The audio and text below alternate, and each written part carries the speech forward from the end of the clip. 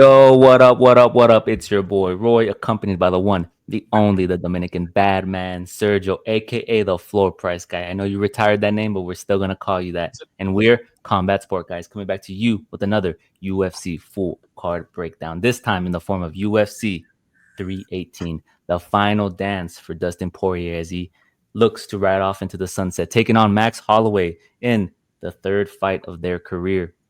But before we get into that full card breakdown, let's go over last week. UFC Fight Night, Nashville. Derek Lewis taking on Taliesin Teixeira, and how well we did. I'm gonna give it to you, my man. How you doing? Let the people know. I'm good, brother. It's always a pleasure, but we cooked. It was a good cookout.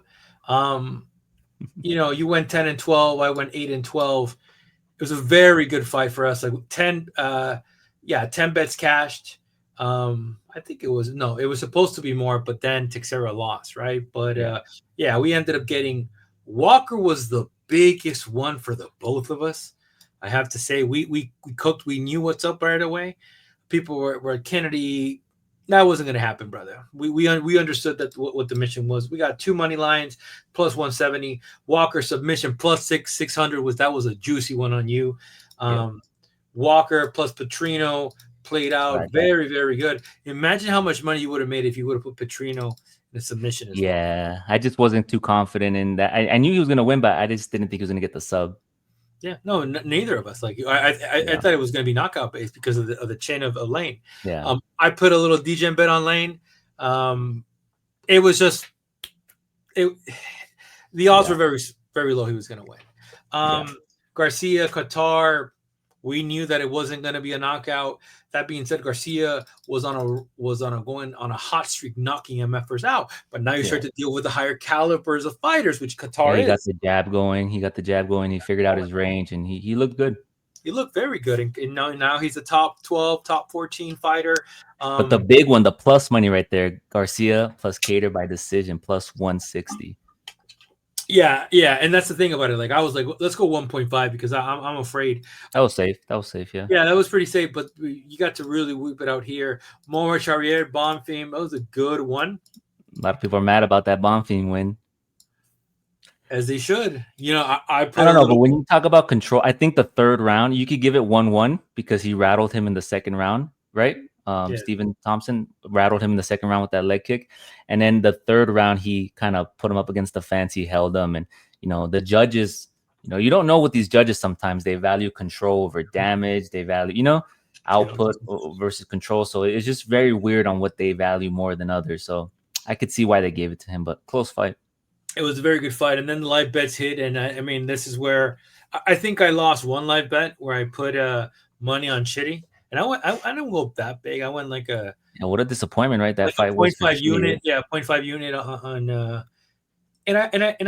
And we talked about it in the show. It was disappointing because we knew that Matthews was going to win via takedown, tripped him down. I did not. Well, and I also mentioned that like if Chitty doesn't make weight, he's had struggles. Like he, because the last fight prior he also missed weight and then he made it on the second attempt. Like. It could be long for him, right? And we stuck to our guns. We stuck with Chitty, but when he missed weight, I should have kind of like reassessed and been like, let me go over to the Matthews side. An indication for both of us, right? Because I still was like, okay, well, he did it again. He looked sharp, those kind of 30 seconds, kick. But the Achilles heels of this man is always going to be his the wrestling end. Yeah. The Capoeira dude had the ability to take him down. And I was looking at this fight like a lightweight versus a middleweight. Yep. And I was like, there's no way. And he got it done. And it just shows you like Shitty really needs to work on his takedown defense. And or maybe it could have been a good trip, but even like the defense wasn't proper. There was a lot of things that he did bad that he could have improved on. But that's what it is. It is what it is. But the live bets that did land was Charrier at a plus 220. I was going to pick it up at a plus 300. But the odds shifted immediately. I knew that was a great fight. He got him out of there in the third round, correct? Or was it the second? Of the third round, the beginning of the third round, because at the end of the second round, why did he turn into the underdog in that fight? Was it because he got rattled? He got rattled, but Lamier started putting pace. He looked like Marab style. and he started just weaponizing cardio. And then I'm just like, okay, if this goes past the third, I'm gonna put money, because I'm seeing it plus money, Yeah. right? That's what I'm saying. Like, we try to kind of keep an open eye on live betting because sometimes Yeah. there's a lot of value in that. And Exactly. truth be told, I was like, you know what? Let's put a little bit of gamble money. He looked good, got him out of there, bro. He understood Yeah. that the urgency. I think in that third round when he first started, like he was throwing wild, but every shot he threw landed. He threw right hook, left hook, right, and it landed on the chin of Landwehr and ultimately got him out of there. Really good fight, really good knockout. Chair's good, man. I think he was facing adversity in his last fight out in London, right? He was Gomes, bro. He beat Gomes. Is a great fighter. look, he went to this with Mariscal, man. Yeah. Did he fight Gomes? Am I making this up? Who did he fight? Chepe, yes, but there was another fighter that happened. I'm trying to remember the fighter he fought. Not Gomes, in France. In France? Yeah, because I went against him when he fought the UK dude, and I forget his name. Nate the Great. Sorry, it's not Nate the Great, but he fought another guy that I was bullish on. Nathaniel Wood. Yeah, Nathaniel Wood. Yeah, Nate. And I bet against Charrier, right? Because I know how good Nathaniel Wood is. And got it done now. Let's move into Tokos. I have to say something. That plus 205 felt so good. But here's the thing. It was free money, bro. It was free money because whether or not you think Justin Tafa looked good at light heavyweight, the issues with the grappling is there, man. It doesn't go away, right? It's not a thing with weight. It's a thing with skill, and that's something that they struggle with. And IQ. The Tafa brothers, IQ, it's not fully there yet. It's being very respectful because he looked fresh. Like even when he got up in that. So at the end of the first round, even though Tokos had dominated that kind of round for like 3 to 4 minutes, when Tafa got back up, they saw the swings and they were quick, they were explosive, and they ended up giving it to Tafa because they're like, oh, he's tired now. So what happens? More of the same. Guy comes in, take him down. So yeah, we know what's up. And then Lewis again. Both of us had picked Teixeira to win. However, last minute, it's the same thing as shitty. I'm looking at this fight and I'm saying, okay, well, there's always a first round that it can go good. And we were speaking about it, even though this guy's the next best thing, who has he fought? Tafa? Another one of the Tafa brothers? And then you have to really assess. And like you said it the best, champ. You said it when my man went to the Contender Series, my man was getting clipped, right? And then what happens when you're getting clipped? Like Lewis is a dog, and like it was interesting, man. A lot of people on X were vocalizing that the stoppage was bad, and one of the things that people don't take into consideration, like especially after watching the replay, is one, he got clipped, he got knocked down, right? Yeah. 2, he got mounted and he was taking some ground and pound, not defending himself correctly, right? Correct, but he was moving. He was moving to a position of advantage where he can possibly get up to his feet, right? And I think the ref was allowing that because he saw him moving. But the issue was, 1, he got knocked down, right? 2, he was taking damage. And 3, he utilized the fence. He blatantly grabbed the fence 3 times to bring himself back up to his feet. And at that point, the ref was like, yo, what are we doing? It's over, right? Had he brought himself up naturally, right? Like get himself up to one, get on one knee and then bring himself up to his feet, probably would have continued, right? But that was a weird position for the ref because let's say the ref stopped the fight there, separated them, and then kept it going. Can you imagine how much people would be upset at that? A bunch of people would have been upset. A bunch of people would have been upset. So it was a good call, in my opinion, after watching the replay and assessing, like, okay, why the ref came to that decision. So it is what it is, man. Too fast, too soon. Classic UFC, right? They put a rocket ship on him, expecting for him to go to the moon. But Derek Lewis spoiled that plan, man. And he called out your boy, my Dominican boy. And you know what's funny, champ? I text Waldo and I'm like, Waldo, who are you going for? He says Lewis second round, and it's cool because they're cool, man. They were cool, but apparently Lewis is like, well, I want to fight that guy. But here's the thing about it. He's fighting Pavlich in August, which I think that should be the main event. I think It's a big miss of the UFC. I don't know why you're not putting Pavlich is a strong, but he's a title Where is contender. it at? In China? Yeah, Shanghai. Oh no, they're gonna put Ming Yang Zhang, bro. He's from China. Well, yeah, but at least the co-main event, make it Mhm. Pavlich and Waldo, because like the thing is like a contender probably is going to emerge from there, right? Well, not even Yeah. a contender now, because now you just announced that Yeah. Almeida and Volkov is the number was for the number one contender. But yeah, just sad and disappointed. But it makes no sense for Waldo to fight Lewis unless it's for star power, right? But Exactly. I'll tell you this, bro. Like, I don't know why I'm glazing Waldo so much. Yeah, bro, you're doing tricks on it. It's I'm crazy, man. You're crazy, doing bro. backflips on it. I'll tell you that something. Waldo's in and out, baby. Waldo's similar to Tom when it comes to like the in and out movement. Yeah. It's just like you have an issue with Derek Lewis when you just press forward, but when Yeah, you it'll be fight, interesting to see. But he's a boxer, bro. He has that ability to like maintain range and not allow Lewis to land that heavy shot, right? Because he has that boxing ability. So it'll be interesting to see. But Lewis is like the Poirier in a way where it only takes one, and I think Exactly. that would be my hesitation of like, but that's the Yeah. thing with Lewis. Like I would take this fight, and I would just like one round, get on the horse, range, jab to the body, one round, jab to the body, go for a takedown defense. Like that's what I would do.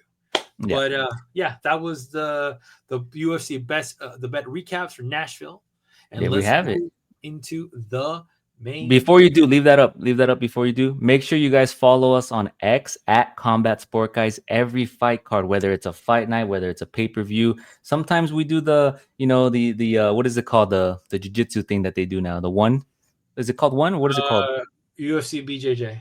The UFC BJJ. Sometimes we give you boxing bets. So make sure you follow us at Combat Sport Guys. We also give you live bets. If you look at that betting recap, if you rewind it if you go back, if you look at that betting recap, we're not only giving you solid picks. Look at our picks: 10 of 12, 8 of 12. We're also giving you prop bets, parlay bets, and straight money lines. We try to always look to give you guys the best value.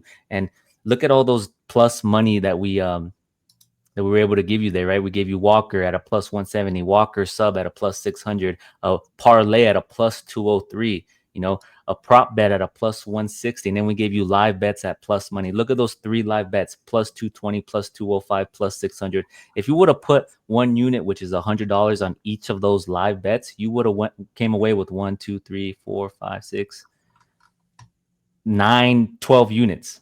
Isn't that crazy? You would have came away with over $1,000 just by putting $300 on those live bets. So make sure to follow us. Make sure to tap in. Make sure to engage with us, whether you agree, whether you disagree. At the end of the day, it's all opinions. We're giving you free alpha. We're not charging anything. We're not asking you of anything. All we ask is that you give us a like and support. Moving along here, we'll go into our card breakdown for UFC 318, the last dance for Dustin Poirier. Excited for this one, man. You ready? Let's go. All right, kicking off the card, we have some women action. We have some flyweights going at it. Carly Judice taking on Nicole Caliari. Judice is 4-2-0 and is 3-5, last beating Eunice Dubin via KO, where a lot of us DJs, were on the side of Eunice Dubin. She had a great contender series. We all thought, oh, she has that one knockout power. She's going to beat her. And what happened? She got outclassed. She got what the boys would say on X, fraud checked, right? That's crazy. Well, Caliari's 8-3-0 and is 4-5 last, losing to Ernesta Caracate via split decision. When you look at Judice, she's a southpaw. She's a well-rounded fighter with a crisp technical striking game. She has a background in Muay Thai.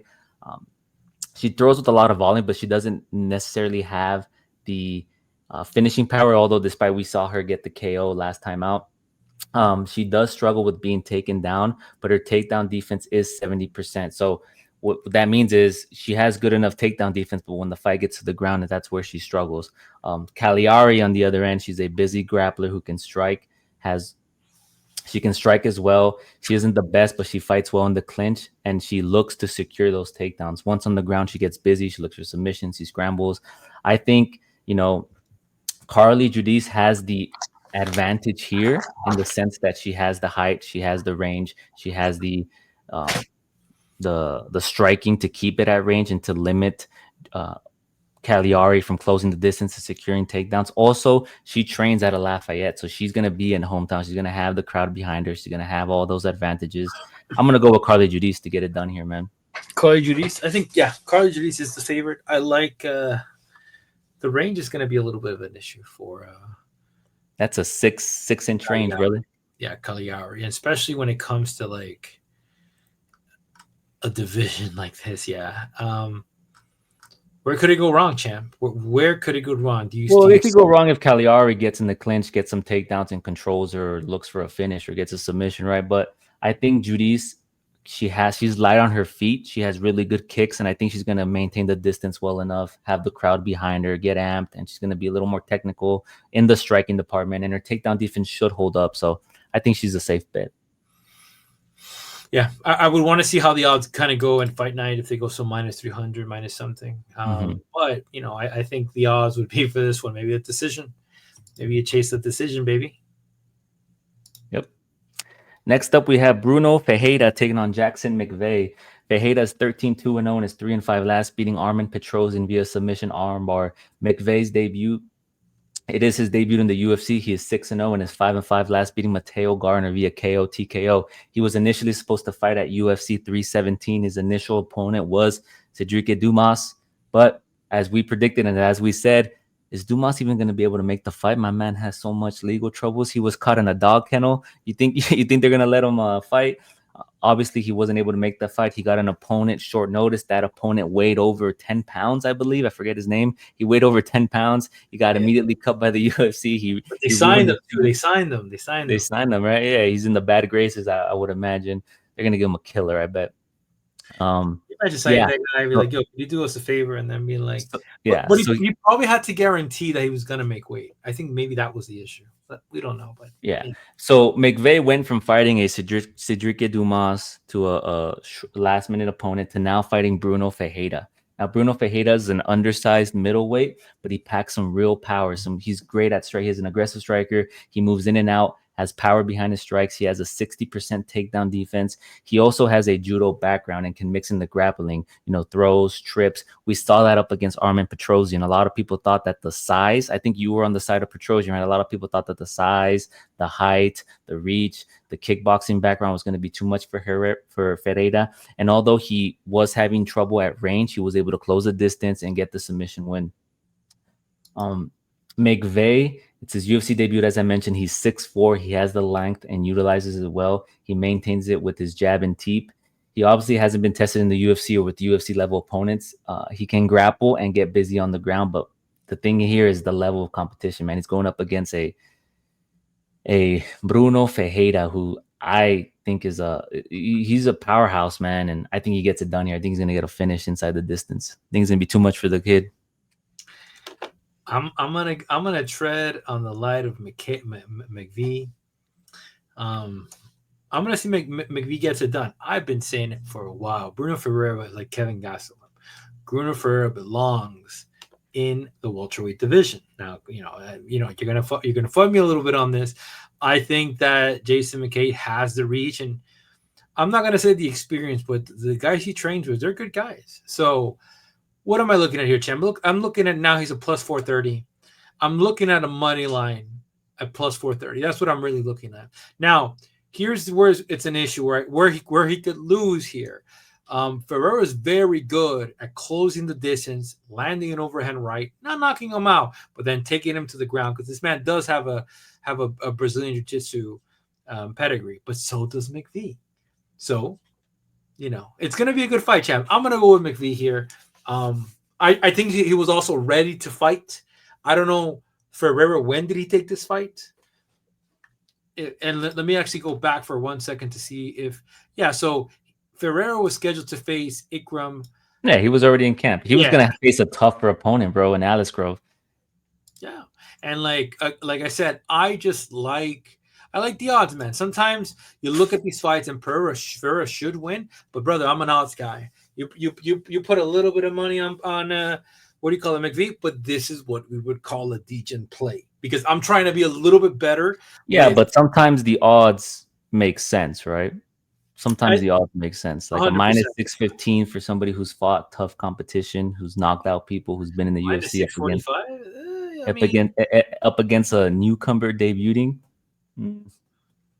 let's see, right? 6-0 could be. Listen, he either gets. I don't want to call it fraud check.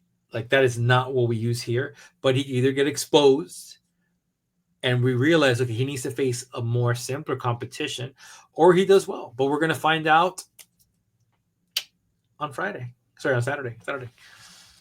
My boy didn't like that. My boy didn't like that. Next up, we have heavyweights. Ryan Spann taking on Lucas Brzeski. Spann is 22-11-0 and is 1-5 in the last 5. Last losing to Waldo Cortez Acosta via KO. That was his UFC debut. He's going up against Lucas Brzeski, who's 9-6-1 and is 1-5. Last losing to Kennedy Nzechukwu via KO. What do you have here, man? Let me hear. Oh man, I mean, fucking hell, bro. You know what's crazy with this fight is Spann is actually bigger than Lucchesi. Is that how you call it, Lucchesi? They're both coming out like 4 losses out of 5, which is insane. The Walter Walker decision, damn hooks. This is a great fight, champ. 3 months ago and 3 weeks ago. The question is, does Spann finish this round under 1.5? That's the question, right? And he could, and he has the ability to. I'm going to say this. I'm going to go with Ryan Spann, and it will be under 1.5. Yeah, I think Ryan Spann, this is my last time on the side of Spann. I think, if you look at him, he's very inconsistent, right? He has a solid ground game. He has some power behind his strikes. And this is his second fight at heavyweight, where he's going up against Lucas Brzeski, who's well-rounded. He has okay takedowns and solid striking. He's durable, but he's also very chinny. We've seen him get KO'd a lot in the past, right? I think Kennedy Nzechukwu put him out. I think Waldo Cortez, took him out as well. No, Walter Walker. Walter Walker lost to him. Who did he knock him out? No, he won Walter Walker, but he hooks by Costa. Carl Williams took it to it was Waldo Cortez, right? Okay, that's who I was thinking. Okay, so Waldo Cortez knocked him out. McParkin knocked him out. Yeah. Who else? Carl Williams, and then Martin Boudet. I just think he's kind of just there to elevate, right? I think this is a chance for Spann to elevate himself in the heavyweight division. And if he loses here, man, he could possibly be getting his walking papers, right? He's getting cut. I think either men now, especially with a 9-7 champ, getting cut. So you are not wrong that, okay. And this is where I would attribute this to. I look at Kennedy, and Kennedy's no technique. Kennedy's a guy that just throws hay. Knocked out. I think Spann gets it done via knockout, man. I think Spann should get the knockout here, and he has the tools, man. He has the stuff there to make him great. He just doesn't utilize it, right? Doesn't take it serious. I don't know. Like when he moved up to heavyweight, we thought he was gonna look bigger, he was gonna look stronger, and what happened? My boy looked like he was hanging out with Kevin Gastelum, bro. You thought he was gonna. I knew what's up. I knew Waldo Cortez time. Now he was still dangerous. No, I'm not talking about the fight. I'm talking about how he's gonna look at heavyweight, like body physique. Exactly, and that's the thing, right? So here's how does he lose, right? He loses if he comes out and doesn't look conditioned, right? Let's say he looks the same weight. It's gonna be like the same physique is gonna be a little bit of an issue. Now this one happened 3 months ago. Versus this one, Kennedy, 7 months ago. I'm not even considering the takedown. You think he didn't address his concerns and start running? We need to spar more. We need to run more. We need to get you more condition. 100%. All right, there we have it. Ryan Spann. Maybe it's worth putting money on the first round knockout because if it goes, under 1.5. Even the under 1.5 is minus 185. Which is still the risk and reward is not that much, but Ryan Spann KO at a plus 160. That's what I'm leaning for. Yeah, I agree. Next up, we have some light heavyweight action. Jimmy Crute looking to get his first UFC dub up against Marcin Prachnio. Now, Crute is 12-4-2 and is 0-5. He has 2 draws and 3 losses. Last 5 out. He drew to Rodolfo Bellato at UFC Australia. Prachnio is 17-8-0 and is 2-5 last, losing to Modestas Bukauskas via sub. Jimmy Crute, you look at him, he's a big guy. He can secure takedown. He moves forward. He pushes the pace, loses his cardio, and then becomes sluggish as the fight progresses, right? We saw it up against Bellato. He looks very, very, like you could see the very significant change in him from the first round and the second and third round. Prachnio, he has a karate background. He has nice kicks. He can move in and out. He has power behind his shots, but he lacks a good ground game, and he does get taken down and beat. I think Jimmy Crute here should be able to utilize his ground game, should get some takedowns here, and should take away the striking from Prachnio. I think Jimmy Crute gets it done, man. I'm going against Jimmy Crute. Jimmy Crute, I'm not betting against I'm going for. I'm not betting. I'm picking. Okay. No, sorry. That's what I meant. I'm going for Prado. Bro, I just didn't like the fact that, when he fought against my man over here, Rodolfo Bellato, he, dominates the first one, comes out in the second. It's like, what is going on? Like, what happened? But he's done this in a couple different times. So this man is 2 draws, 5. When was his last win? Well, that's his Bukauskas. He knocked him out. Right? And I mean, what Modesta was this? Because we're getting a Modesta that's good now, bro. The Modesta now is good. It's a good fighter. I don't know. I think he lost his last fight to our boy Kutalaba, but that's just me. Remember when Kutalaba got robbed, bro? Yeah, 100%, 100%. and I picked four. Modesta. I'm gonna go Marcin, man. I just don't like what I could see, especially Lafayette. A little bit of a time delay, so maybe both fight like that's the thing, bro. Like I think out of the both, Crute is just fatigues quicker, and that's something that I cannot. My man's gonna come in and it's gonna knock him out in the first round. What's the minus 340 Crute? Like, I'm sorry, ain't nobody fucking putting that shit on a parlay. Plus 375 for the KO if you want to kind of hit that. Inside the distance minus 120. Decision plus 250. Okay. So you know what? Could go to a decision. If he doesn't put him out, it could go to a decision. Well, I think a plus 800 for Crute if you're confident they could take him out in the first round. I think plus 800 for Crute? For first round, he takes him out in the first round. Yeah, I'll probably look for an inside the distance decision, no action, but the decision prop, I have to look at some of the stats before I make that bet, but I think a decision could be likely. I think the first round KO, like plus 800. But we'll see. Because Marcin's good, man. He's fought a lot of good fighters. It's just the guys he faces. Like, look, Petrino went up in weight. Philip Lins. And then Casey. Yeah. All right. Next up, we have Adam Fugitt taking on Islam Dulatov. Fugitt is 10-4-0 and is 3-5 last, beating John Quinlan via split decision. Dulatov is 11-1-0 and is 5-5 last, beating Benito Antunes via KO. Fugitt is a forward pressure wrestler. He has solid striking technique. His takedowns aren't clean, but he moves forward, closes the distance, and secures his takedowns at will. Dulatov, primarily a striker, has shown he has some power behind his shots. He has good technique. He has good movement. He can grapple and defend takedowns well. I think here, a 26-year-old versus a 36-year-old Adam Fugitt, I think this is going to be this is his debut as well, if I'm not mistaken, for Dulatov. Let me double check that. Yep.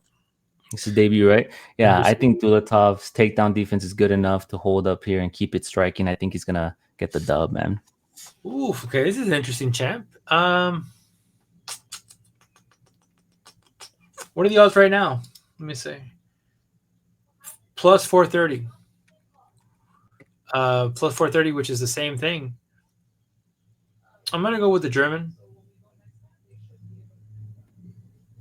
Yeah, that's all I'm going to say right now. I do think that Adam has fought very good competition too. Like, you check out his losses, it's Mike Malott, guillotine, easy a top 15. Mike Morales beat the brakes out of Gilbert Burns. So you have to ask yourself, like, what's the par of this guy? Like, how far is this guy from him? But yeah, we're gonna find out soon. Right on. We're gonna find out. We're both going with Dulatov to get it done. We'll have next up our Middleweight bout between Atiba Gautier taking on Robert Valentine. Look at my notes here. Where is it at? Gautier is 7-1-0 and is 5-5 last, beating Jose Medina via KO at UFC Mexico, where a lot of people had concerns about the elevation, his muscle mass, his movement, his cardio. He looked good. He put out Jose Medina, who is very tough, very durable, out rather quickly. I think it was in the first round with a vicious knee and then followed by ground and pound. Valentin is 10-5-0 and is 3-5. Last losing to Torres Finney via split decision. The fan favorite in Torres got it done there. Gautier, as I mentioned, is a striker. He has good speed, solid power, and utilizes his combinations well, mixing his kicks with his strikes. He also has decent enough takedown defense. Valentin is a striker as well. He's a little more chaotic. He has good pop behind his shots. He can also utilize takedowns if it isn't going well for him on the feet. His striking defense isn't the best, however. And with him being so wild and so chaotic, I think it's going to leave him exposed to some counters from Gautier. I think Gautier gets him out of there, man. Go with Gautier to keep it running. I don't think Valentine's the guy to check him, to give him his L. So I'm going to go with Gautier. Not going to be him. He, especially a guy so dangerous, bro. This guy is like super dangerous. Mm-hmm. Like, what are we expecting? The Valentin, maybe. What's the win by decision with Valentine? I mean, like that might be a gamble bet. Let me see. If he takes him to a decision, that's a plus 500, by the way. Yeah, I'm not touching that. No, I'm not touching that. We're not here to play Degeneracy 101. Yeah. I'm going to go with Gautier. I got him in a parlay already. He's ready to go. Gautier's ready to go. Nice. Right on. We're both going with Gautier to put out Robert Valentine. I just feel that Robert Valentine, he last fought Ryan Loder, who's a grappler, right? Ryan Loder was able to get him out of there. He then fought Torres Finney. Torres Finney, also a grappler, was able to suppress him, take away his striking, and kind of, he wanted to keep the fight standing, but he was unable to because Torres Finney was just relentless and taking him down. Very boring. A lot of people dislike him, but it is a tactic. It is a method of victory. He got it done. And now I think this fight can suit him more because he's going up against another striker, but he's going up against a dangerous person in Gautier, right? So we'll see, though, for how reckless he is and how untechnical he is. I think Gautier should find that shot to put him out. Next up, we have some welterweights. Francisco Prado taking on Nikolai Verentennikov. Now, Prado is 12-3-0 and is 3-5 last, losing to Jake Matthews via unanimous decision in UFC Australia. Verentennikov is 12-6-0 and is 3-5 last, losing to Austin Vanderford via KO.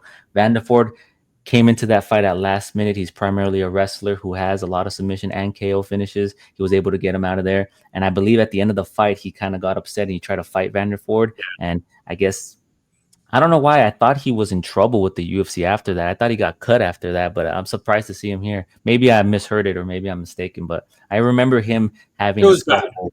Having a scuffle with Austin Vanderford, Paige's husband.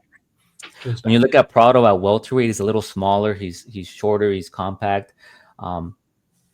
For him to be successful, he needs to, get into the pocket, utilize his boxing. He kind of has that, that bully style. He has good Muay Thai and power. He can grapple if needed, but doesn't always use it. Verentennikov, last time out, he looked good on the feet, but it's the wrestling that was his downfall. He's durable. He pushes the pace. He utilizes his power well. He also struggles on the ground, like as I mentioned, and gets taken down. I think Prado here is going to be able to close the distance. Land some body shots, land some shots to the body, maybe secure some takedowns. But I think Francisco Prado gets it done here, man. Against Jake Matthews, I had him picked, but Jake Matthews utilized the reach well. Like he wasn't able to allow Prado.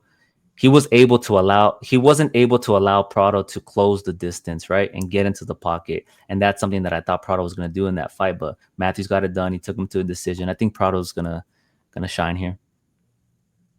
Yeah, I'm gonna go with Prado as well. I think he's 23, man. He's young. 23, yeah. The only thing is like this is like typically you hate it when I say it, but it's lightweight. No, but he is fighting at lightweight. Is this fight a welterweight? This is welterweight. Yeah, welterweight. I would like to see Prado at lightweight. That's my only concern against. He's a stocky dude, though, man. I think it's hard for him to make that. He put good hands too. It's just like I said, Jake Matthews is coming to his prime, right? This kid's like Jake Matthews is not that old. Look what he did to Chitty, which was great. However, he didn't really control this dude on the ground that much. Yeah. Oh, I'm gonna go with Prado here. I just didn't like what I saw from Nikolai. I think at a minus 145, it's good. American top Yeah. team, so he's been prepared. King's MMA. By the way, Martin Vettori, we're gonna get into it, is training with American top team, not King's MMA. Just to highlight that. Okay. Well, we are getting into it now because that's the next fight. We have a middleweight bout. We have Marvin Vettori taking on Brendan Allen. This is a rematch from their brawl at Las Vegas. If you remember that video that went viral about last year, they got into a fight at one of the casinos. I'm unsure why. I'm unsure why they got into a fight. I never really got into why, but they got into a scrap. Vettori is 19-7-1 and is 2-5, last losing to Roman Dolidze via unanimous decision, where there was rumors floating around that he was suffering a shoulder injury, right? He was going to have shoulder surgery or he had it. So something to look at. Allen is 24-7-0 and is 3-5, last losing to Anthony Hernandez via unanimous decision. When you look at Vettori, he's well-rounded. He's a southpaw. He's durable. He has good striking and a strong wrestling base. His boxing is crisp. He's never been knocked out. His last time out with Dolidze, I mentioned that he had the shoulder injury. There were rumors about it. He pushes forward. He lets his hands fly, and he has a good takedowns at 69% is his defense. You look at Allen, who's a Brazilian jiu-jitsu black belt who looks to grapple. He has decent striking, but he doesn't necessarily mix the two well. And what I mean by that is, like, I look at his fight up against Hernandez or Imavov, right? Imavov, he knew that he was being outstruck, so he was desperate in securing those takedowns to the point where he looked sluggish. Remember, after that first round, he looked good against Imavov, right? And I think Imavov went to plus money in France, and then Imamov's takedown defense worked in the second, third round. He kept it standing, and for some reason, Brendan Allen, the takedowns weren't working for him, but he just kept going for the takedowns. He looked sluggish. He looked bad. Up against Hernandez, he tried to wrestle when his striking was working, right? He looked good on the feet against Hernandez. I think he even stunned him at one point. And if for some reason he didn't keep the fight standing. So I think Marvin Vettori, he's the better striker. He's not going to get knocked out. His takedown defense is good. It should hold up. I think Marvin Vettori gets it done here, man. I'm surprised this is on the prelims. This is the featured prelim. No, it's not even the featured prelim. Damn. It's a good card. I'm going to go with Vettori. I think Vettori has all the skill set, understanding that, he was, King's MMA. I don't know what's going on with them. That's what I was saying before. Like, even Benio. I think even Benio is with a new team, if I'm not mistaken. I have to double check that information. But I think he made the great decision to go into ATT where they can kind of, just have a little different camp.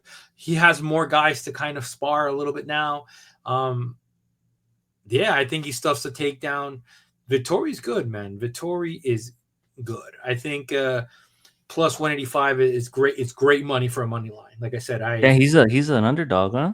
I just realized. Baby. Oh yeah. Well, I mean, you got to look at it from Brendan Allen's perspective. Like, he beat one round against Ismov, and then he kind of clipped Fluffy, right? But the thing, and that was a 3-round fight too.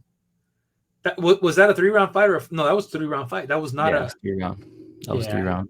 Yeah, I think he's gonna look better in this fight, Vettori. Was it a 3? Yeah, 3 rounds. Yeah. Oh no, it was the co-main event. That's the they gave it to Cejudo.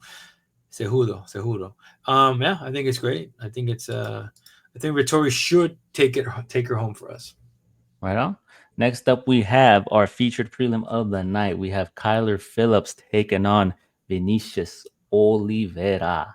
Now, what are the odds for this fight? Okay, it's closing in. Phillips is 12-3-0 and is 3-5, last losing to Rob Font via unanimous decision. Oliveira is 22-3-0 and is 5-5, last beating Saeed Nurmagomedov via unanimous decision.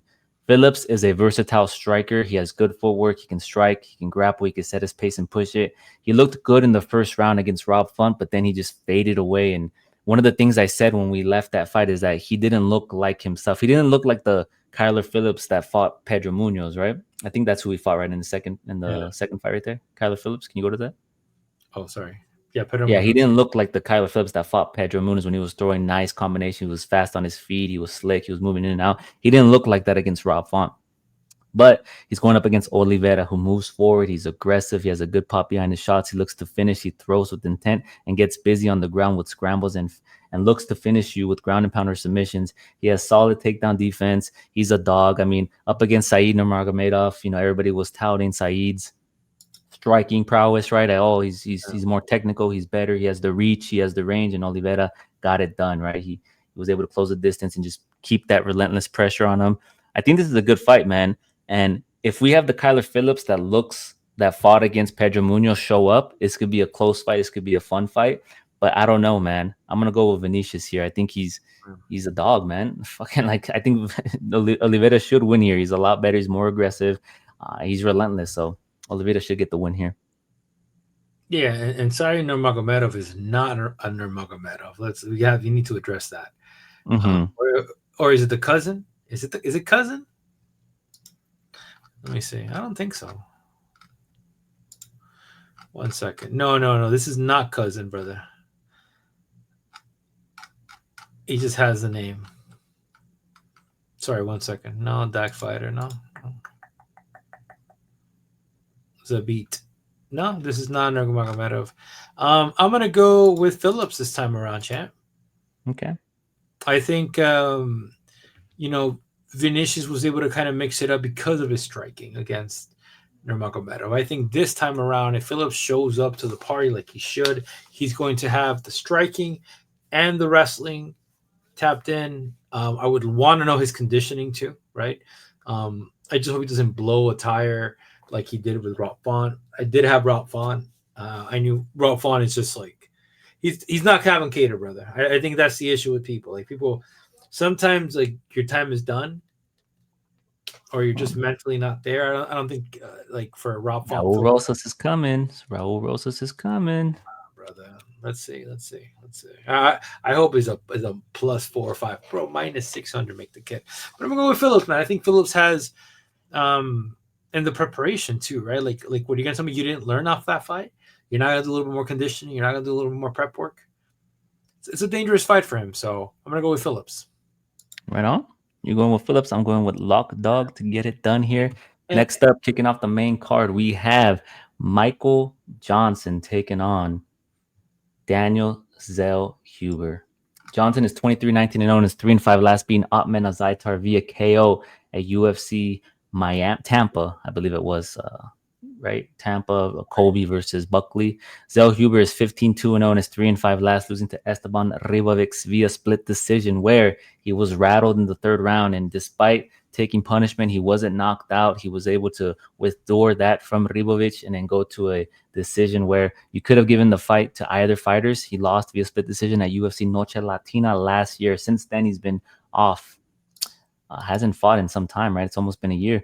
Johnson is a vet. He's well-rounded fighter. He has good cardio, wrestling, striking, footwork, and the experience to go with it. Zellhuber, however, as I mentioned, is a dog. He's primarily a striker who fights very technical and utilizes his range well to set up his power shots. He throws nice kicks and has solid takedown defense at 94%.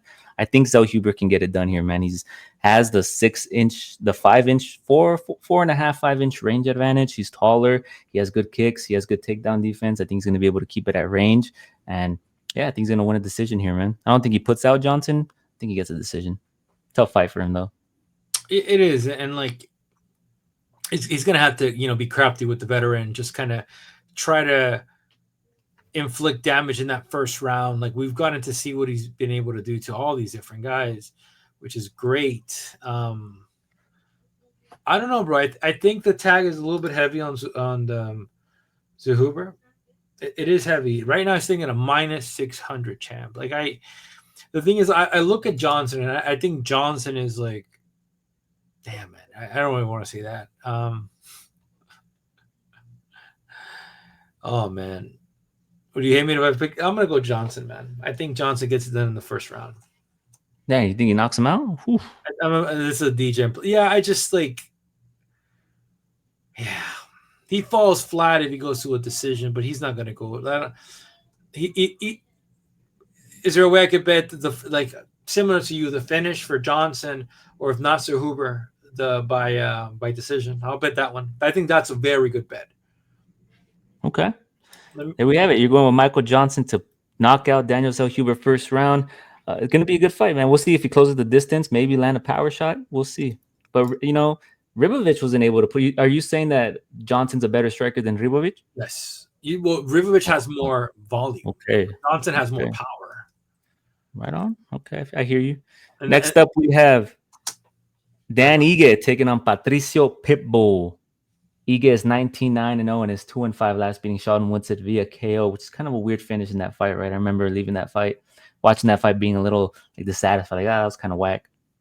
Pitbull is 36-8-0 and is 2-5 last, losing to Yair Rodriguez via unanimous decision.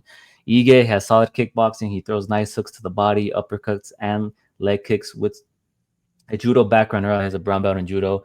He can grapple. He's durable. He has cardio. He's tough. He has a 58% takedown defense. He's going up against Pitbull, who doesn't look like the Pitbull of old, right? Like when Pitbull first came to the UFC, everyone was saying, "Oh, he's a former Bellator." They look at his past, right? He's the Bellator champ at lightweight and featherweight. He's a solid grappler who can push the pace and get in your face and has power and instinct to finish you. But up against Yair Rodriguez, he didn't really look like that Pitbull that we all expected him to be, right? Getting the wrestling going, getting the takedowns, and makes you question, like, similar to, I think you said it best, similar to Michael Chandler, right? When these guys come over here and they get a little older, they don't wrestle because why? It takes a lot out of their cardio, correct? So I don't know if Pitbull's going to look like the Pitbull of old. He kind of said in an interview, like, yeah, in that first fight, I kind of got going towards the end. I'm going to be a little more composed. I'm going to be a little better in this fight. I'm going to utilize my grappling. But I don't know, man. I think Ige should win here. I think Ige gets it done. Yeah, and like I want to say, like I really want to pick Pitbull, right? And let me look at the odds, but I just don't think that he gets fit. He finishes Ige, and like the thing is, if you don't finish Ige, Ige's gonna strap up. Remember, I had Ige against Woodson. Yeah, he gets good. Like he's good. Like when he locks in, he's good. Right now, it's this crazy. Ige's at a -210. I'm gonna go with Ige. I'm not going to bet on this fight. I'm not going to bet on this fight. I just don't feel -210 is not enticing for me. It's not worth it. I'm trying to kind of see the odds right now. Dan Ige by KO, which Patricio Pitbull, has he ever been finished? It's been a while, right? Yeah, brother, it's been a while. And also, like, Rodriguez is good, man. Rodriguez is easy number 2, number 3 of that featherweight division too. Mm-hmm. Now, man, it's been a while since that man's been KO'd. I'm gonna go with Ige. Ige, yeah. Let's see what fight nights the odds we get. Let's see if it kind of pushes a little bit more. But this is a fight where I would be careful putting it in a parlay. Okay. Next up, we have Kevin Holland in his fucking, what is his 4th fight this year? 5th fight? Yeah. Taking on Daniel Rodriguez. Holland is 28-13-0 and is 3-5 last beating Vicente Luque via submission. Rodriguez is 19-5-0 and is 2-5 last beating Santiago Ponzinibbio via KO. Holland at welterweight is different. We said this when he came back down to welterweight. We said welterweight Kevin Holland is different. He has solid striking. He has the range. He has the technique. And although he has poor takedown defense, he isn't a slouch on the ground. As I've always mentioned, he has exceptional Brazilian jiu-jitsu, can fight well off his back and scramble to position advantages and chase submissions. Rodriguez, when you look at him, he's a crisp boxer with a solid jab, a strong jab and smooth combinations. He targets the head and body. He has good pressure and rhythm when dictating the pace. He has solid takedown defense at 63%. It's going to be an interesting fight, right? Like, do you think this fight primarily stays standing? And if it primarily stays on the feet, who do you give the advantage to, right? Do you give it to Rodriguez with his boxing, or do you give it to Holland with his technique and his power? I think Holland gets it done here, man. I like him at welterweight. I think he's in real form now. He's taking it a little bit more serious, right? He even talks about how his experience at middleweight was, those dudes are just too big, man. Like when you have Rene de Ritter and Roman Dolidze, who are, come fight night, are over 200 pounds on top of you, you're going to struggle, brother, right? You're going to struggle. And look what he did to Bo Nickel for the RDR. Yeah, exactly. So those are big dudes, right? And I think at welterweight, he's a lot better, man. He has the more tools in this fight. Striking, it depends on who you want to give it to, who's the better striker in your opinion. But I think Holland has the ground game. I think he can get it done here. He should get it done. Well, and the question is, how does he get it done? Because this fight does not go to a decision. This fight absolutely does not go to a decision. D-Rod is good, but he's not Kevin Holland good. The age, I didn't like when he fought Morono. Morono took that first round. Oh no, Santiago. Oh wow. Yeah, he fought Morono, then Santiago. Remember he knocked out Santiago last time out? You don't remember? I don't remember. Holy shit. Yeah, we picked him. We both picked him. Yeah. But I couldn't remember for the life of me. Wow, it feels like yesterday. But anyways, it feels like years ago. Again, I think Kevin Holland at welterweight has it figured out. I think Kevin Holland is going to be quicker. Yeah. And significantly quicker. That's the only issue with D-Rod. D-Rod tends to be a little bit on the slower side. Holland has a lot of power. And not only power, but his submission game is a problem now. Right? That's how he submitted. That reach too, man. That reach at welterweight. There's an 81-inch reach at welterweight. That is right. You know what's crazy? I'm remembering his last fight was against Nelson, and he looked good against Nelson. We got him at a dog money, if I'm not mistaken. Right? We got him at a dog money. And then the Vicente Luque fight. I had Luque. Luque's a good guy. And Luque's no slouch on the ground. I'm going to go with Holland. I'm not going to disrespect the power. I don't think this goes to a decision. This is inside the distance. And if we were going to look at odds, what are the inside the distance? Will the fight go the distance of -210? Yeah, we're definitely not putting -210 on it. Holland plus 240 on the first round or second round is definitely doable. It's a little bit degen. Yeah. Because the thing is, I'm just gonna finish 1 and 2. Either he gets it done or 1 or 2. He gets it done. Right on. We're both going with Holland to get it done. As always, we will drop our final props, our final bets on X. Right now, we're just kind of talking, speculating, but we'll drop our official bets on X later on in the week. So make sure you tap in. Next up, we have Paulo Costa. Wow, I almost said Paulo Acosta. Paulo Costa taking on Roman Kopylov. Paulo Costa, man, what happened to that guy, man? What happened to that guy? Costa is 14-4-0 and is 1-5. Last losing to Sean Strickland via split decision.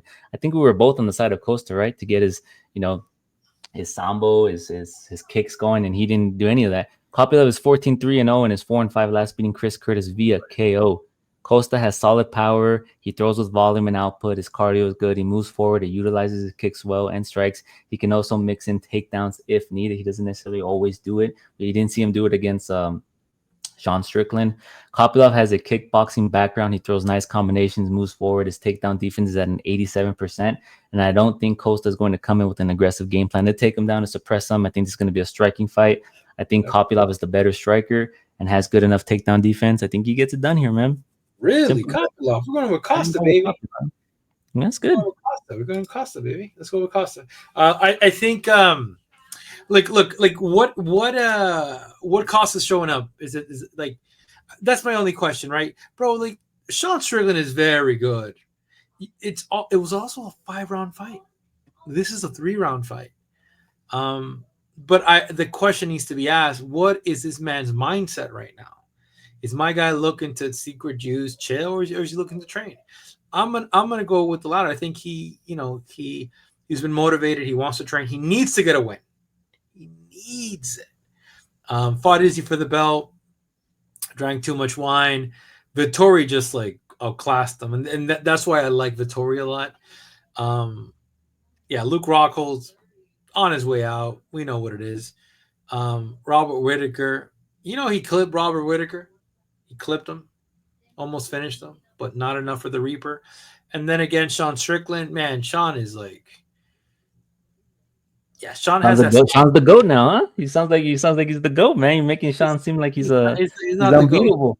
He's not the GOAT, but he the thing is, Sean has a style where a lot of these guys cave in, right? You got to put him against a power puncher, and Costa flopped. Costa should have never agreed to that 5-round fight. Should have been 3.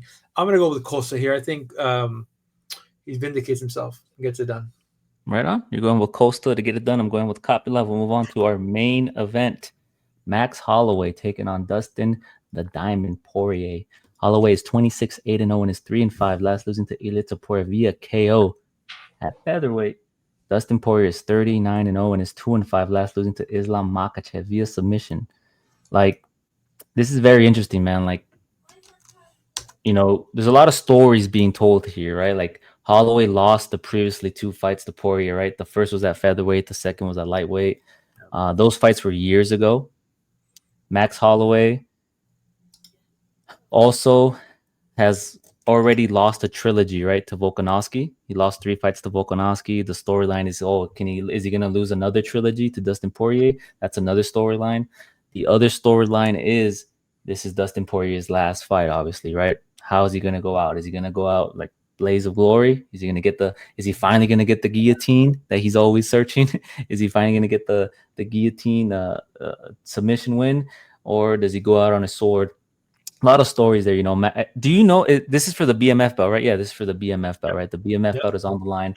Do you give it? It's weird because he's retiring, and if he wins, he takes the belt, and then what happens to the belt? Does it go back to Max? Does it get vacated? Like, it's very weird, right? Like when stuff like that happens. When you look at their fights from 2 years ago, not from 2 years ago, the 2 fights from years ago. In the first fight, Poirier was relentlessly looking for the takedown. He got it, and he got the submission win, right? That was Max Holloway's debut, if I'm not mistaken, or one of their debuts. Yeah.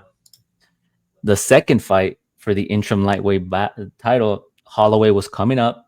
He didn't look as strong and big as he did against Justin Gaethje. He looked a little smaller, right? Yeah. Dustin had all the advantages. He had the power, and he also utilized takedowns in that fight. He attempted 8 takedowns. I think he landed 1, and that fight was back and forth. I think he won the first round. You gave the second round to Holloway, and then kind of from there you can see who you thought won those rounds. But it was a close fight. It was the takedowns that he utilized to get those both fights done. I think Holloway at lightweight, when he moved up to fight Gaethje, he looked a lot bigger. He looked a lot stronger. He looked a lot filled out. He looked better than he did previously when he moved up to lightweight. And it showed, right? It showed in his performance. It showed in his fight. And I think he made a error in going down to featherweight and fighting to Poirier. Like, I like, we talked about it too before the fight. We talked about it after. Why is he going down, right? I know it's enticing. You know, you get a shot at the title. Volkanovski's no longer the champ. You can finally, you know, get that. But I don't think he should have dropped down again to featherweight, man. But it's just the belt too, right? Like the belt, and then it's like the pay. Like there's the belt, the pay. Volkanovski. The only reason why he dropped down was because of Volkanovski. But then it's just that issue of you're cutting too much weight. Now let's go back into Max Holloway versus Poirier 1. Poirier completely fucking dominated him. Poirier it was a cat. Max Holloway wasn't there at the time. He was saying it best. Brother, I was learning how to fight playing UFC games. I would go to the video game. I would throw a combination and said, that looks good. Let me try it out. So he didn't have that, you know, martial arts pedigree as he did in the second fight. Second fight happens. We know the reason why Holloway got it, and it's because Poirier had beaten Alvarez. Khabib had an injury, and basically, you know, Holloway at one time was set to fight Khabib, and then couldn't make the weight. But it's not because of muscle. It was just because he took it on a 4 or 5 day notice. Because Ferguson slipped. He had the black. Remember the black glasses? So he slipped on a cable, ripped his meniscus, I think, or ripped it. Didn't tear it, rip it. And then Holloway comes in, basically does the press conference, doesn't make weight. Sorry, is deemed he can't fight. And then they give it to, what do you call my man over here, the real estate agent guy? Fuck, Iaquinta. Why am I saying this? Because we need to explain what happened in the second fight. So second fight, that's why the UFC gave it to Holloway. Dominant champion at that division. Holloway steps in. They're about to clash. What did we see? I saw Holloway had more volume, but was the smaller fighter. Poirier had more power, right? And it was the more resilient fighter. Poirier got it done. Now, years later, brother, you saw that face off. We saw how big Holloway looked. In the second encounter, Poirier was the bigger fighter. Now, my boy Holloway And is. I think Holloway, they both changed as fighters, right? And I think Holloway has developed more tools in his arsenal, right? Since that second fight, since the first fight, since the second fight. And a stat that I put out was, in their second fight, Holloway only threw 2 leg kicks the whole fight. It was primarily striking, right? And for as much as he throws, he absorbs, right? And as you mentioned, Poirier had the power, so he had the more damage, right? He was able to win that fight. When you look at the stats at Holloway against Gaethje at lightweight, he threw a total of 70 kicks, 70 leg kicks. So what am I trying to say here? I'm trying to say that he's going to mix it up more. I think for Holloway to have success in this fight, he's going to need to, attack that lead leg, throw some leg kicks, attack the body, right? What did we see in the highlights from the second fight? Dustin Poirier using that cross guard, leaving his body exposed. If Holloway's able to incorporate some body shots, some nice combinations, he could win some rounds. Now, the question here is, Dustin Poirier has a lot of pressure on him, right? This is his retirement fight. He's at home. He has Little Wayne coming out with him, right? He's expected to not only win, but he's expected to put on a performance. So when you're expected to win and put on a performance, do you leave all technique aside and just go out there? I'm going to go out there. I'm going to put on a show. I'm going to go to war. Or does he fight a technical fight? And does he utilize wrestling like he did in the first 2 fights? Like when you look at the second fight, Matt Brown was telling him in between rounds, like, hey, we need a takedown. We need a takedown. You need to get a takedown. You need to get a takedown. And he went and got the takedown. I don't know if he has that game plan here. I think he's going to go out there. It's going to be a war. It's going to be a fun fight. But I'm going to give it to Holloway, man. And I know that sounds crazy, right? Like Dustin Poirier's last fight, it's an even now, right? He was the underdog for some time. I think the line closed. But I think Holloway gets it done, man. And if he turns into the underdog, I'm going to smack that money line. Well, I already put him on a parlay. Like Yeah. I even forgot what was the parlay I put money on. I think it was Holland, him, and what was the other fight? I can't remember now. I'm a little bit disappointed, but I already kind of locked Holloway.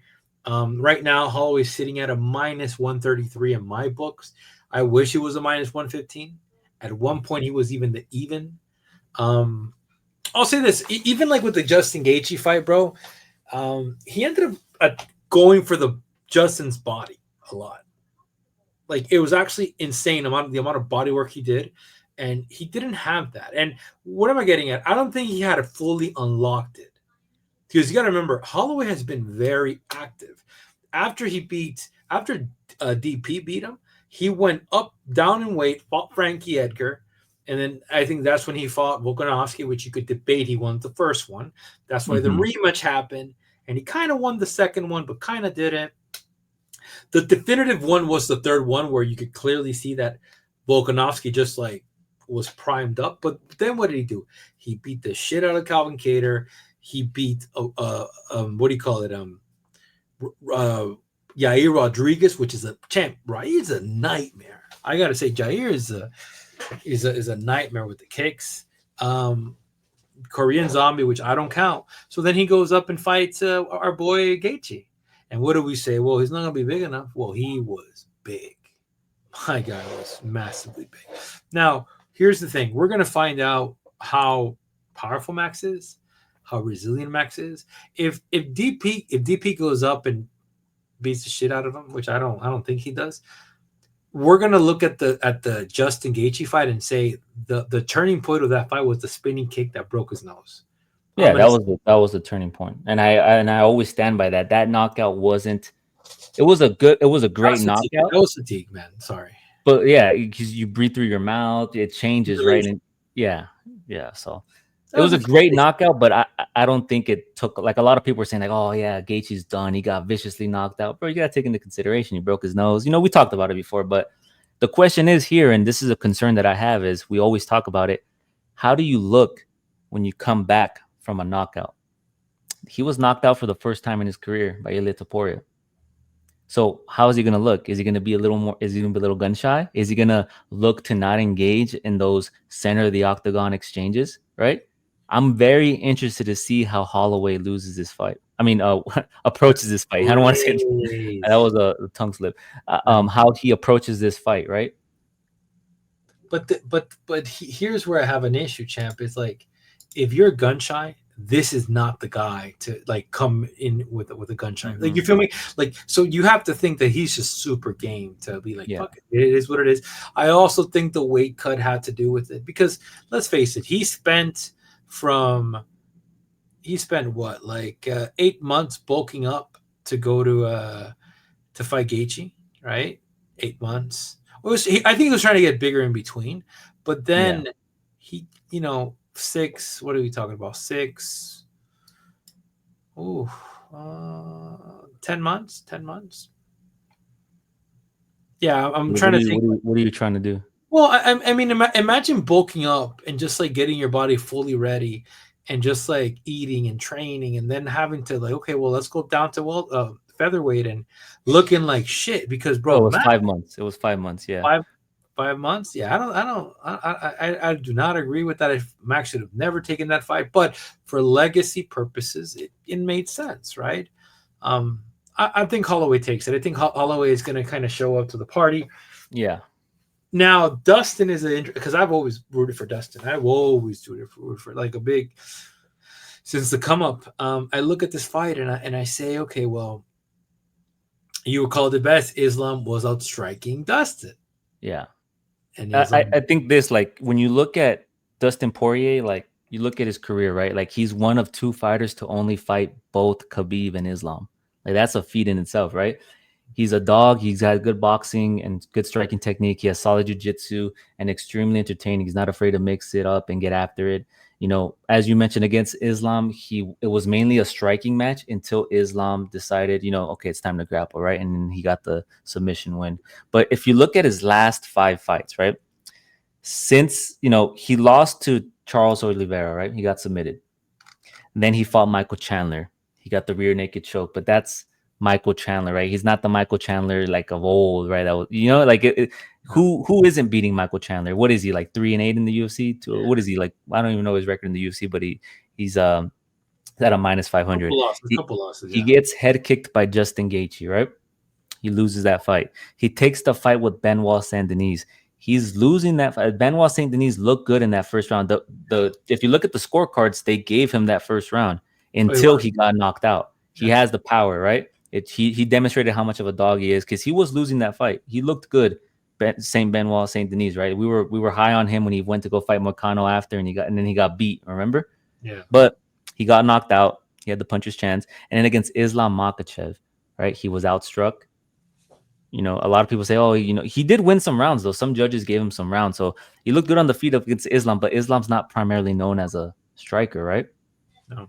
So what I'm trying to say here is, has it been like had he not beat Benoit Saint-Denis, where would we be at right now, right? Like, what would we be saying? He lost 0-3 in his last fight. You get me? Like, it'd be a different conversation, but I just don't think, I don't know, man. I think Holloway, he's in his prime, man. 32, 33. That's like a prime age for a fighter around that age. 28 to 33 is the prime age. I think Holloway, I think he gets it done here. But there's no discredit to Poirier, man. I mean, look at his fucking career, bro. He's at the best fight at the Apex with Dan Hooker, right? Dan Hooker said he's going to smash his face, and then what did he do? Beat the shit out of him. And then he said, hey, don't count them chickens too early, brother. And don't count them chickens too early. You get me? He was chirping at him after the fight. That's a great fight. He beat Conor McGregor. He knocked out Conor McGregor, right? I mean, like, bro, he's had a great career, man. And it sucks that he never officially won the UFC lightweight title. Give him the interim. But he doesn't count it as an official title. Like, he's like, I never really got it. I was an interim, but I don't count it. But it sucks, right? It's just those guys are too heavy grappling, right? Like, because imagine if he would have fought for the title when Eddie Alvarez was champion, or even Conor McGregor, maybe it would have been, maybe because that's the thing about it. Once the DP lost to Conor, it was like, we need to go up in weight. You're cutting too much weight. We need to redo ourselves, and that's when he had the career. Do you remember Michael Johnson when he fought at DP? Yeah, Michael Johnson slept him. Right, that's why I don't really sleep on Michael Johnson. Michael Johnson is no joke. But after this, he just got his shit together. I think that's one of the only times he's ever been knocked out. No, he got knocked out by Justin Gaethje. Well, punch wise, but yes, 100%. Oh, punch. Okay. Yeah, sorry, that's what I meant. I mean, from a punch, this guy's Conor McGregor in 14, the first fight. Like I said, Conor and so those three, Conor and Topuria, yeah, those are the three only guys that have ever knocked them out. Conor and Topuria, yeah, Conor and Topuria share something very similar. It's that power. Yeah, that knockout power is fucking insane. And Holloway coming up was able to kind of, and this is interesting, right? Because they fought similar fighters. Holloway also lost to a young Conor McGregor, but also he wasn't Holloway. And they're both injured, so there's all these. Yeah, they were young. They haven't became who we know them as now, right? Yeah, and 100%. So I'm gonna go with Holloway, man. I do wish DP the best. I want to see what the UFC does for him. We got to lock in and watch the press conferences. What do you think happens? Let's say if Dustin Poirier does win, do you think he actually retires, or do you think he calls out Ilya for a shot at the title? Because if they do Paddy versus Justin Gaethje, Ilya, what's a bigger sell, Ilya versus Arman? Style-wise, that's a great fight because they both can grapple. That's a great fight. We get to see how Ilya would look if he's taken down. You get me? But what would sell more, Poirier versus Ilya or Arman versus Ilya? Oh, Dustin versus but I don't see that. I think he's done. I think he's done, bro. With the White House coming up, you think he's really done?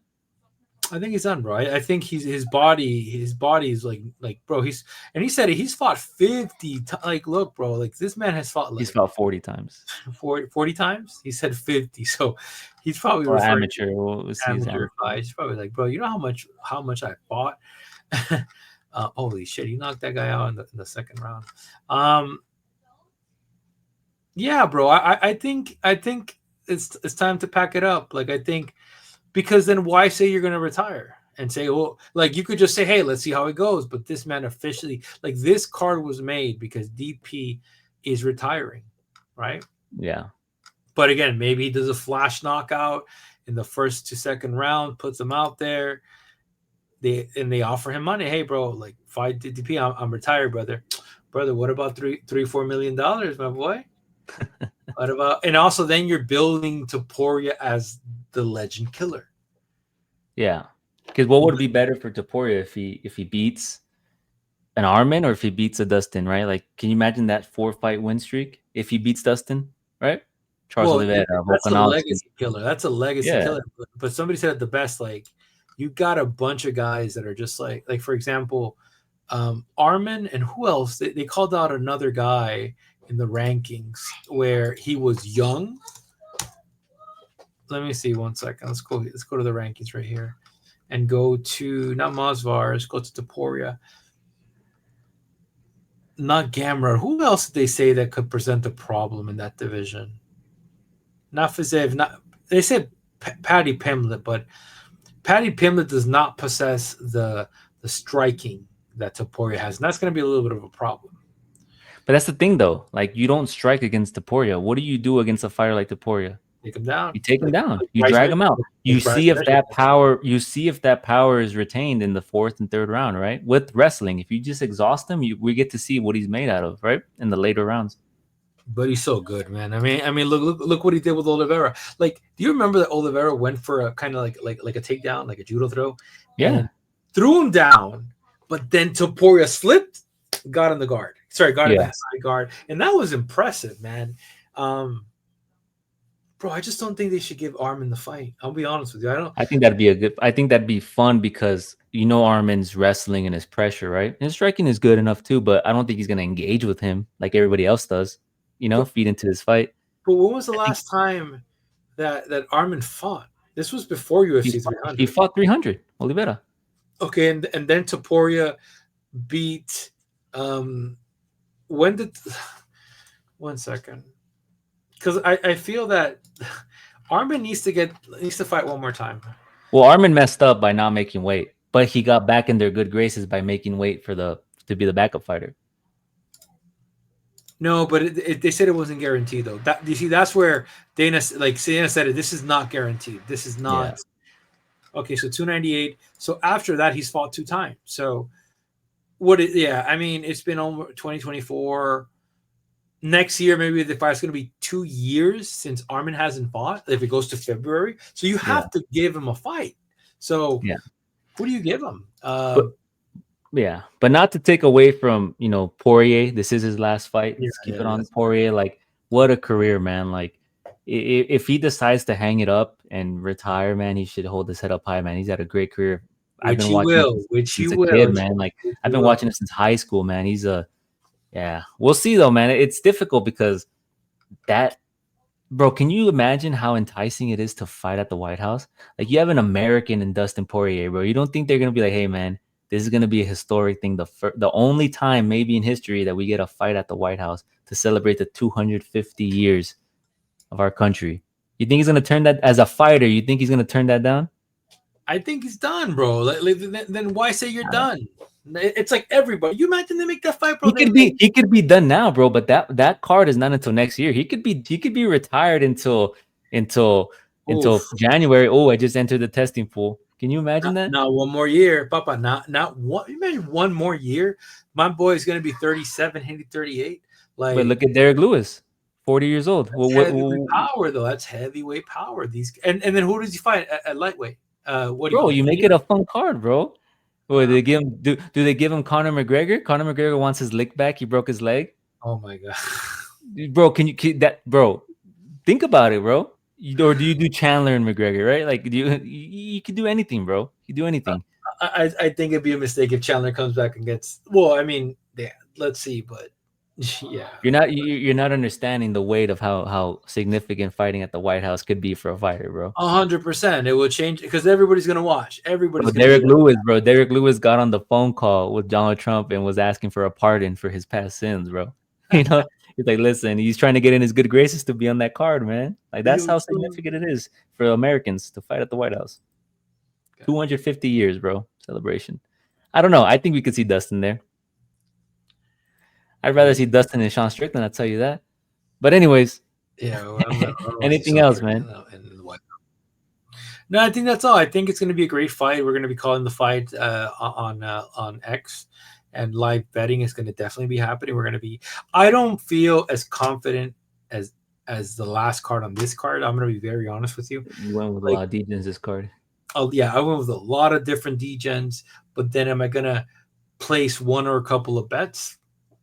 Yeah, and as always, picks are different from bets, right? Like there's been times where we've done really bad on our picks, but we've had we were up in money, right, because of our bets. You get me? So picks don't always reflect bets. Just remember that. I am worried about this fight. The line is closing in. I'm interested to see what happens fight night after the weigh-ins. The weigh-ins is going to be interesting. I want to see how they look. No, this fight is like minus. I don't know in your books, but my books we have Holloway at a minus 133. And the thing is, there's still close, though. Still close. Yeah, but it won't go as close. Like it won't be as much, right? Like what's the decision? What's the decision? I don't have the prop. I haven't looked at the props yet. I'll give you the prop. Fight goes decision. Yes, minus 155. Yeah. I don't think it's a possibility he gets them out of there. Either of them get each other out, but I don't see it. Yeah, and the thing is, like, there's a lot of like in this card, like specifically with like my bets, like I think Kevin Holland is a lock, bro. Like just out of speed and sheer strength. But Paulo Costa is one of these fights as well, where you have to ask yourself, like, is Costa done, right? Because if he loses to this guy, I'm sorry, bro, but you gotta like, you can't like. I don't think they'll, bro. He's 4-5 in his last 5 fights, man. You feel me? So this is one of these fights where we're gonna. And how old is he? He's young too, 34. Yeah, man. So it's just like this guy's fucking around too. I think he made too much money, man. He just made too much money. Another fight we need to see is the Dan Ige fight, which I think it's a great fight. We get to see these two where Michael Johnson is at, because Zellhuber is I picked Johnson, but Zellhuber is a top 20, right? Phillips and Oliveira, that's a dope fight, man. That's because we're gonna see how good Oliveira is after he beats, like if he beats Phillips. Vettori and Allen. That's why, like, it's a good We saw fight. how good he is, man. We saw him against Ricky Simone. We saw him against Said Nurmagomedov. He's good, man. Yeah, but Get Kyler Phillips look was good tough against a to beat. wrestler, and then he look good against a striker, bro. Now he's going up against a guy who does both. I think he's gonna look okay. It's gonna be fine. He's gonna look great, but you don't know what type of improvements and the camp. Like I a lot of times you look at camps and MMA Lab, and like back in the day, remember Shout out, Sean O'Malley, right? shout out Channel O'Malley, bro. That camp is great. What would be sarcastic over here, bro? No, I'm not being sarcastic. I was trying to be a little bit sarcastic. No, I'm just talking around. I'm just saying, bro. Listen, you come in. Listen, bro. When you make excuses saying that the lights are too bright, oh my labrum, all this stuff, and then your coach is talking all this mess, and you come into the second fight and you get submitted. What are we doing, brother? What That's the improvement? new generation of fighter, bro. The new generation loses. Anyways, there we have it, guys. There is our full card breakdown. We will drop our picks, our video on X. Make sure you tap in. Make sure you show some love. As always, I expect this main event to be a firework, a firecracker of a fight. I think it's going to be great, man. I think they're both going to go out there. They're both going to perform. They're both going to throw hands. It's going to be fucking entertaining, man. Maybe somebody sleeps, man. Maybe we're underestimating. Maybe they fucking go wild and they knock each other out. That'd be crazy, right? Like in the cartoon, they just both knock each other out. Can I tell you something before we go again? Yeah, go ahead. Tony Ferguson is fighting Salt Poppy in boxing. Yeah, man. Listen, have you seen Salt Poppy's videos on TikTok? We're not doing that, brother. I'm sorry. Have you seen Salt Poppy? He does the fake run, bro. You ever see the fake run? Yeah. We're not doing that. Salt Poppy, bro. What are we doing, brother? Yeah, Tony trying to get a little bag. Good luck. Listen, bro. Don't hate on Tony Ferguson, man. Like one of my goats, bro. Like I will never hate on Tony, but bro, age is that kick changed his life, bro. It sucks, right? That kick from Michael Chandler changed his life, bro. Changed his life. Yeah. But there you have it, guys. Make sure you subscribe. Make sure you show some love. As always, there will be timestamps below if you want to fast forward. And we're out. Peace.